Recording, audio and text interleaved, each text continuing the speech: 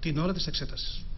Ζωή, να σε ευχαριστήσουμε. Στο κέντρο αποκατάστασης στη Λάρισα συνεχίζουν τον αγώνα τους τους τελευταίους μήνες. Τα δύο κορίτσια που συγκλώνησαν το Πανελλήνιο με τα προσωπικά τους δράματα, η Μυρτώ και η Ασπασία, δίνουν καθημερινά σκληρή μάχη για να κρατηθούν στη ζωή και να επανέλθουν σε ένα σταθερό επίπεδο επικοινωνίας. Μυρτώ και Ασπασία, δύο κορίτσια με παράλληλες ιστορίες, αφού και οι δύο δίνουν από νωρίς τη σκληρότερη μάχη. Να κρατηθούν στη ζωή και να επανέλθουν σε ένα σταθερό επίπεδο επικοινωνίας. Κοινό του σημείο η ανάγκη για επαφή με αγαπημένους ανθρώπους. Τις φίλες τους που ήρθαν από την Αθήνα και το Άργος στη Λάρισα για να τις επισκεφθούν. Είναι πραγματικά ιδιαίτερα συγκινητικό ότι και το ένα και το άλλο παιδί ανταποκρίνονται μόλις αναγνωρίζουν, ειδικά φίλες τους. Δηλαδή ο τρόπος που επικοινωνούν είναι πολύ καλύτερος από ό,τι με εμάς. Για τη Μυρτώ, που κακοποιήθηκε το 2012 από Πακιστανό στην Πάρο, η κατάσταση είναι αργή και σταθερή. Όσο ο καιρός περνάει, η επικοινωνία τείνει να βελτιώνεται.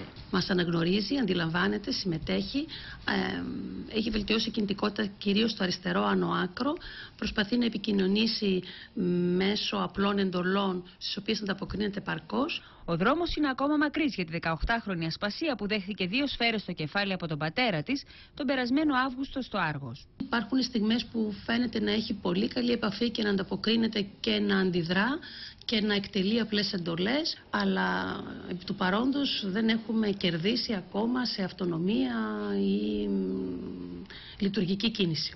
Τα δύο κορίτσια επισκέφθηκε η Υφυπουργός Υγείας Ζέτα Μακρύ. Στις περιπτώσεις αυτές δεν τις ξεχνούμε.